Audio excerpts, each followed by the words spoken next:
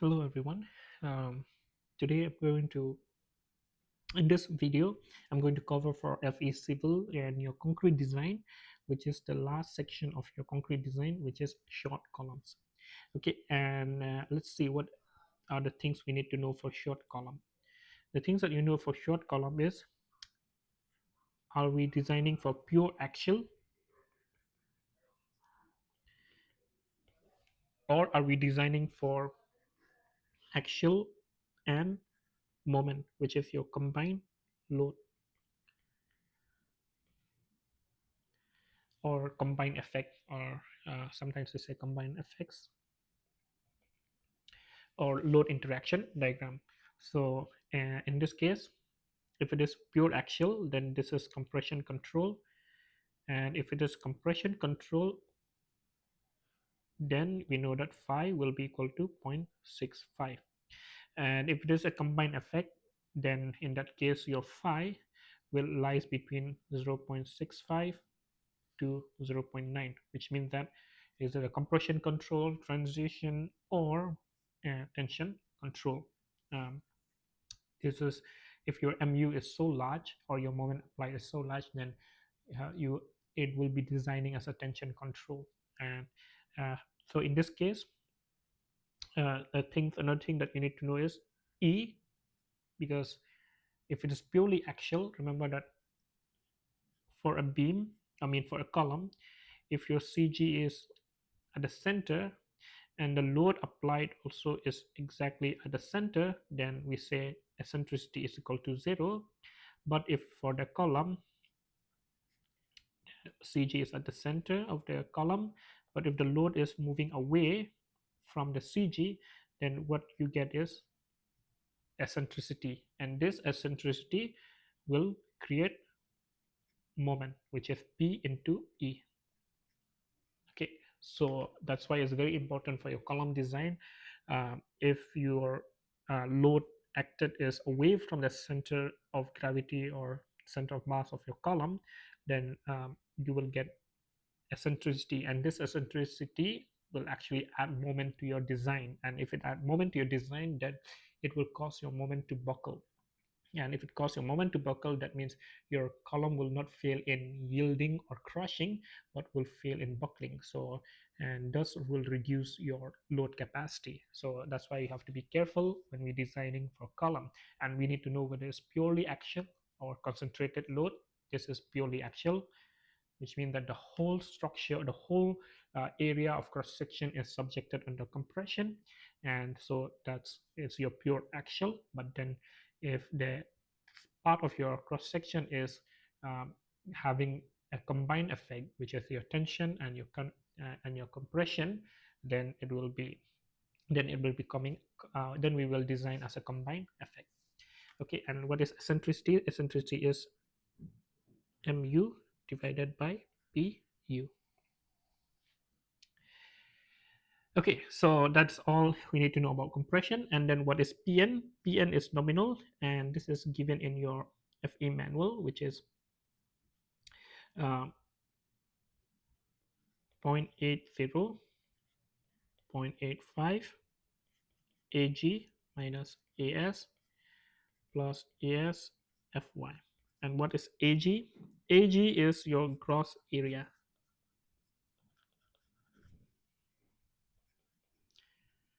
And gross area means the area of your cross section of the beam. Okay, and then AS will be area of steel that will be subjected to compression. I mean, area of steel that is provided for the column. Okay, so let's see in this equation. For this equation, it say that for a short column, the concrete strength is given to you, yield strength of steel is given to you, and then it says that what is the ultimate axial strength. We generally don't use ultimate, we use design now. Design axial strength 5 pn of a tie reinforcement. Okay, and remember that tie reinforcement is uh, we have spiral and we have tie. So tie reinforcement is if your column, let's say that you design a column, the reinforcement are equally spaced, and that's called as tie reinforcement. And then if you have a column that is then you provided a spiral, then we have what we call as your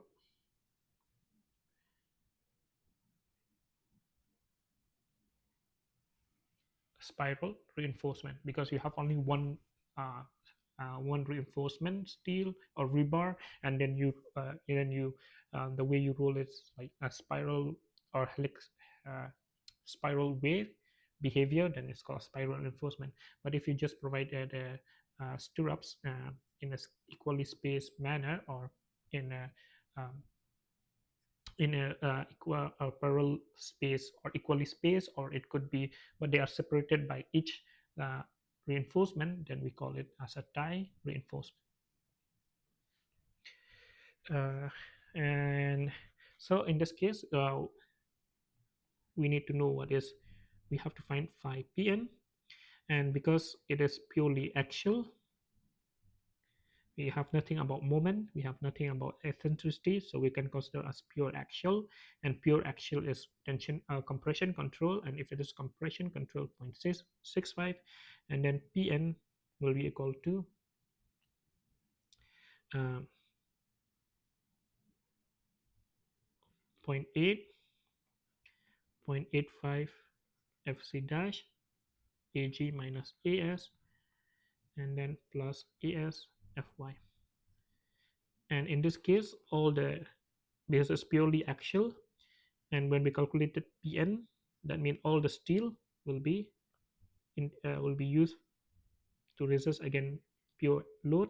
So in this case, we have 8 of number 9. 8 of number 9 is 1 inch square, and that will be 8 inch square.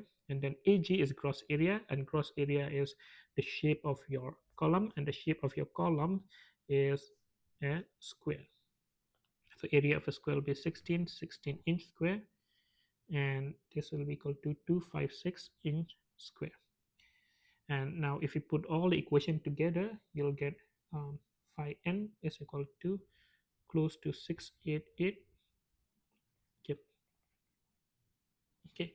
And remember that when you put all this equation, psi 6, if you put all this equation here, 40,000 psi, and then fy is 60,000 psi, we must divide it by 1000 to get Gibbs. Okay, so and then when you multiply them together, you'll see that this equation has 688. So which of your option? D. So that's how we calculate for a short column for a purely axial um, column. So we just use the formulation that is given. Again, this formulation is given in your FE manual, and all you have to know is your phi. And because it is purely axial, so it is compression control. And if it is compression control, then phi is equal to 0.65. Remember that in FA manual, it doesn't tell you phi is equal to 0.65 for column, because again, you have to know whether it's purely axial or it's a combined effect. If it is combined effect, is it a compression control or tension control or transition control? So you have to be careful um, when you do the column design. So you have to think which phi you have to use. So in this case, purely axial compression control is 0.65. So if you're trying to find what is phi and you're like, where's column, there's no option for phi for column. Phi will be given you compression control, transition control, or compression or tension control, which is similar for your beam design also, or for your flexural design. Okay, so that is how to calculate using the formulation for a purely axial.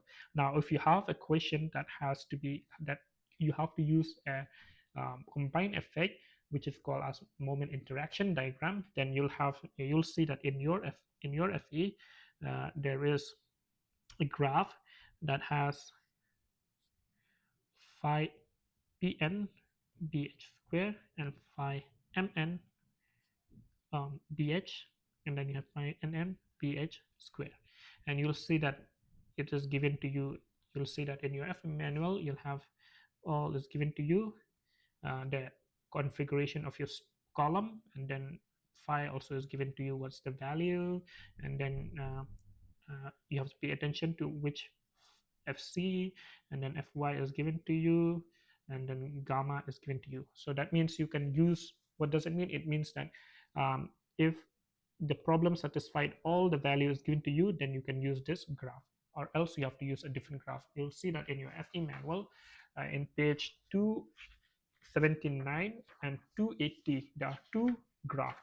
Okay, and if you look, what's the difference between two of them? What's the difference between graph A11 and graph A, and the graph in 280 and the graph in 279? If you look at 279, it is FC is 4 ksi, FY is 60 ksi, and gamma is zero point 0.8. And you'll see that there is your Kn. Kn is Pn divided by FCAG, and Rn is equal to Pne, which is E, your sensitivity, Fc dash Ag. So just pay attention to the axis label. Okay, this axis label, it could be different for different graph. And then if you look at your 280, the label is 5pn bh, and then for your y label is 5pn bh, and your x label is 5mn divided by bh square. And then what's the difference? If you look at fc, concrete string is 4 ksi, fy is 60 ksi, but gamma is 0.75. 279 is gamma is 0.80, and 280 is gamma is 0.75. So different gamma will give you a different response. So different response means different uh, graph. Okay, so please pay attention for which gamma you're going to use. So either if you get 0.75, then you'll use 280. If you get 0.8, then you'll be using 279. Okay, and also pay attention to your Kn, your X level and Y level. So because they are not the same. But again, you um, you already take your concrete classes, so you know how to you should be knowing how to use this label for your design. Okay, so let's see that in this equation it says that for a tight column with a cross section given to you, which is square 16 by 16, and it's need to support a actual load of 590 kips and moment of 157 kips feet. What should be the minimum steel reinforcement ratio to provide to ensure that it is safe design? So what does it mean? It means that for safe design, your 5pn should be greater than pu, your 5mn should be greater than mu. Okay, so now what this question is, how much of steel reinforcement ratio you should provide it. And if you look at the equation, you will see that if you look at the graph, you'll see that there's a E over H uh, section. And then if you also look at clearly, you'll see that this called as compression control, and then this is tension control, and then anything in between will be transition control. And what does it mean? It means that in your if you look at the graph, you'll see that the graph looks like this, and you'll see that this is tension control and this is compression control, which means that anything above on this you can use phi equal to 0.65. Anything below that tension will be 0.9, and then here will be between 0.65 to 0.9. Okay, so that's what I mean by the graph. So knowing where the point lies, so if your design lies here, then you can use 0.65. If your design lies here, then you can use 0.9. If your design lies here, then you have to pay attention. Then you have to calculate the strain, and then calculate which phi you need to use. Okay, and so that's one thing about the load interaction diagram. And in this equation, it's asking which is your what is a steel reinforcement ratio.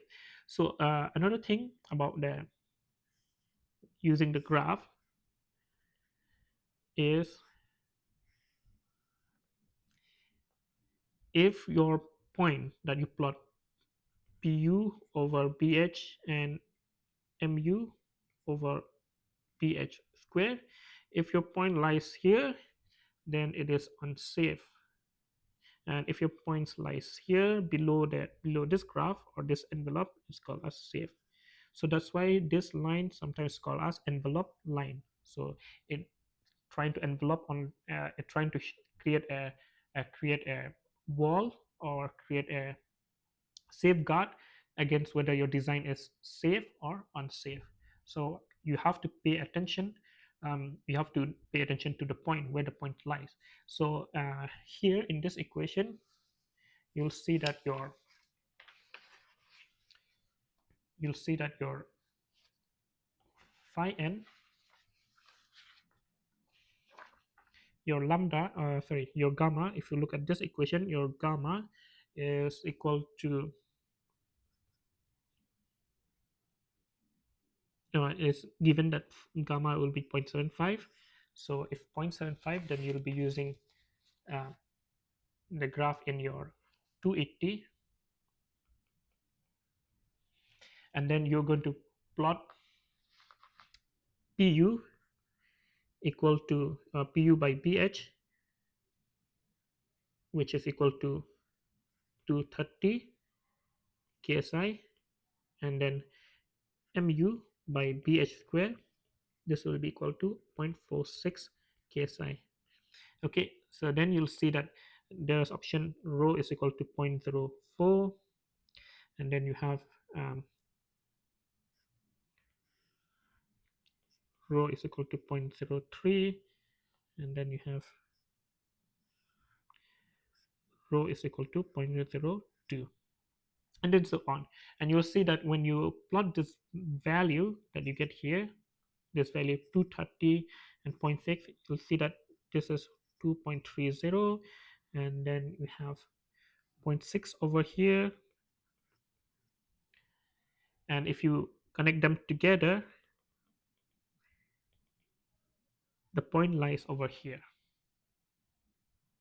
Okay, so it lies over here. What does that mean?